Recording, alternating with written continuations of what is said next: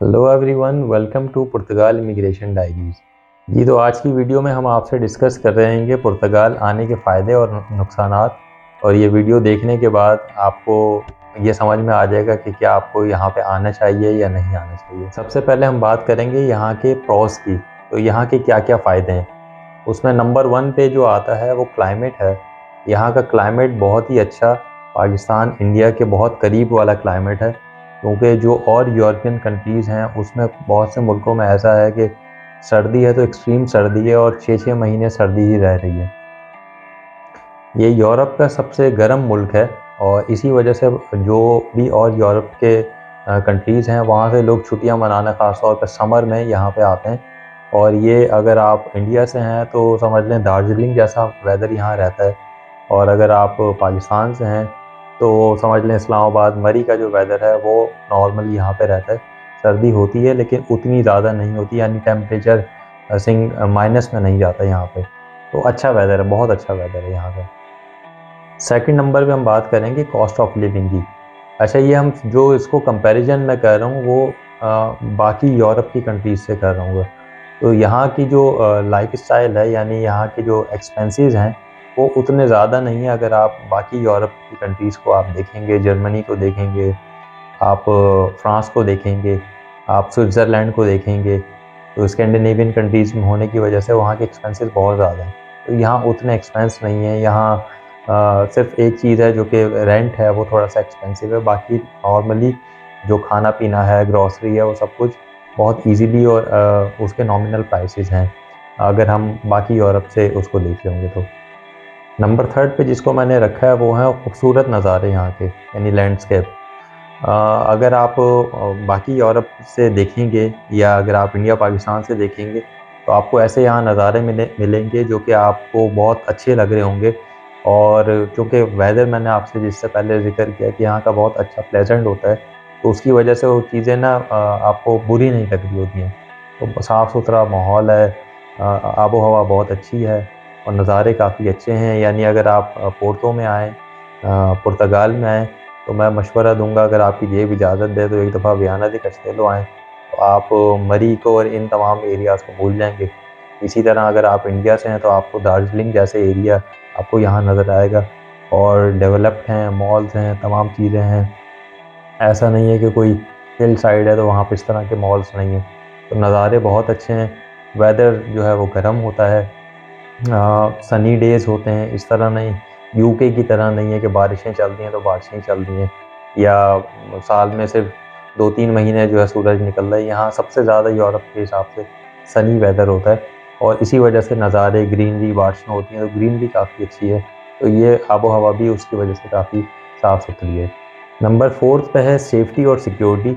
तो global peace index के हिसाब से पुर्तगाल 2023 का जो ये सर्वे हुआ है उसमें 7th नंबर पर जो है वो सबसे सेफ़ कंट्री है ऑल ओवर द वर्ल्ड।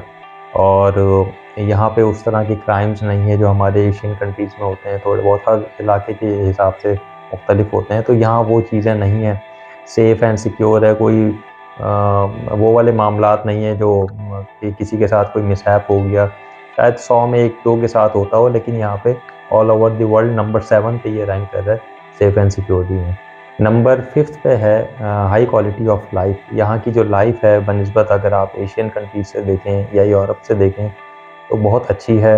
यहाँ पे आपको एजुकेशन अच्छी मिल रही होती है। आपको आपके बच्चों को अगर वो अंडर 6-7 क्लास के अंडर हैं तो उनको फ्री एजुकेशन है, वो लाइफ को जो है इन्हांस करती है, उसकी क्वालिटी ऑफ लाइफ को। यहाँ पे ग्रॉसरी की चीज़ें, यहाँ पे अगर आप मुस्लिम हैं तो आपको हलाल मीट वगैरह मिल जाता है। तो कोई ऐसी चीज़ नहीं है यहाँ पे जिसकी वजह से परेशानी हो। ट्रांसपोर्टेशन बहुत अच्छी है, यहाँ का इंफ्रास्ट्रक्चर बहुत अच्छा है।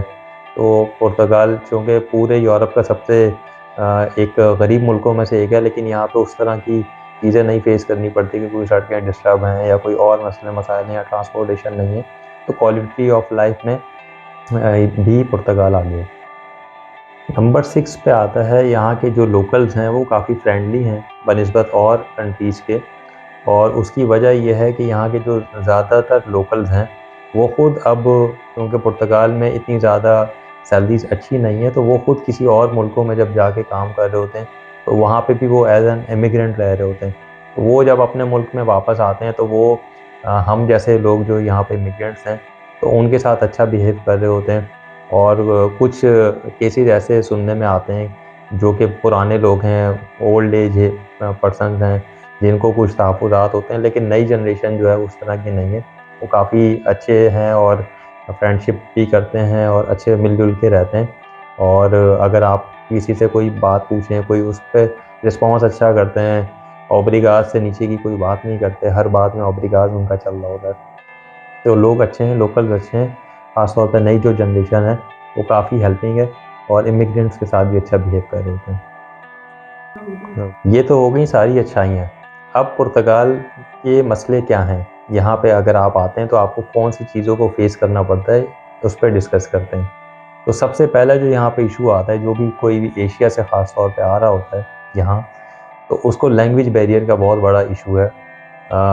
लोकल्स बहुत अच्छे हैं जो कि मैंने आपसे ज़िक्र किया है, लेकिन वो फिर भी अपनी लैंग्वेज को प्रेफ़र कर रहे होते हैं। तो जो भी कोई अभी यहाँ आना चाह रहे हैं, उनको मैं मशवरा दूँगा लैंग्वेज पे काम करें और यहाँ आने के बाद आईएफपी का जो लैंग्वेज का प्रोग्राम है उसमें ज़रूर इनरोल हों। उसके बारे में पूरी वीडियो मैंने रिकॉर्ड की हुई है, डिस्क्रिप्शन में लिंक मिल जाएगा, उसको देखें। और लैंग्वेज पे आपको काम करने की ज़रूरत है यहाँ आने से पहले, और आने के बाद तो करना ही पड़ेगा। नंबर सेकंड जो है वो जॉब्स के लिए यहाँ पे कुछ मसले मसाइल हैं। वो भी उसी वजह से जो कि पहले मैंने लैंग्वेज का ज़िक्र किया, लैंग्वेज से ही रिलेटेड हैं। जब आप यहाँ नए आते हैं और आपको यहाँ की लैंग्वेज नहीं आती और कोई भी आपको जॉब देगा, तो जब वो आपसे नहीं बात कर पाएगा और आप आगे क्लाइंट से नहीं बात कर पाएंगे, तो या तो आपको और जॉब्स मिलती हैं जो कि ऐसी जगह पे होती हैं जहाँ आपका ह्यूमन इंटरेक्शन ना हो। और जो जॉब्स मिलती भी हैं तो सैलरी यहाँ पे पूरे यूरोप की निस्बत यहाँ कम है। 820 यूरो अब इनकी सैलरी हो गई है यहाँ पे पुर्तगाल में। और टैक्स कटा के आपको तकरीबन 750 यूरो के करीब आपके पास इन हैंड आता है, जो कि यहाँ और चीज़ें थोड़ी सी एक्सपेंसिव हैं। तो उसकी वजह से यहाँ पे सैलरी एक तो कम है और जॉब उस तरह अच्छी नहीं है। अगर आप जर्मनी या फ्रांस की निस्बत देखें, वहाँ 1500-2000 यूरो तक की भी सैलरी लोग ले रहे होते हैं। लेकिन यहाँ ये मसले हैं, जॉब मुश्किल से मिलती है और जो है वो उसमें थोड़े से प्रॉब्लम है। नंबर थर्ड, यहाँ के जो प्रॉपर्टीज़ हैं, रेंटल प्रॉपर्टीज़, वो काफ़ी एक्सपेंसिव हैं। उसकी वजह यह है कि यहाँ पूरी दुनिया से इमिग्रेंट्स आ रहे हैं और वो आते हैं, उन्हें घर चाहिए होता है। तो डिमांड एंड सप्लाई का गेम है, डिमांड ज़्यादा है, सप्लाई कम है, इस वजह से रेंट जो है वो काफ़ी ज़्यादा है। रेंट के बारे में अगर आप जानना चाहते हैं कि रेंट के लिए आपको कैसे प्रॉपर्टी ढूंढ सकते हैं, तो उसका भी डिस्क्रिप्शन में लिंक मिल जाएगा, वो आप ज़रूर देखिएगा, आपको समझ में आ जाएगा कि आप कैसे यहाँ घर फाइंड कर सकते हैं। लेकिन रेंट की प्रॉपर्टी लेना एक अपने आप में चैलेंज है और ये एक्सपेंसिव भी है और इसको ढूंढना भी थोड़ा सा मुश्किल है। तो व्यूअर्स, आपको इस पूरी वीडियो में देख के समझ में आ गया होगा कि यहाँ आने के क्या फ़ायदे हैं और क्या नुकसानात हैं। अगर कोई चीज़ मुझसे मिस हो गई हो तो ज़रूर कमेंट में मेंशन कीजिएगा और हमारे चैनल को ज़रूर सब्सक्राइब करें, हमारी वीडियोस पे कमेंट करें। मुझसे अगर आपने कुछ पूछना है तो ये नीचे आपको ईमेल एड्रेस मिल रहा होगा, इस पे आप ईमेल कर सकते हैं। मैं आपको इंशाल्लाह 1 to 2 डेज़ के अंदर आपको रिप्लाई करूँगा और हमें सपोर्ट करते रहें। शुक्रिया।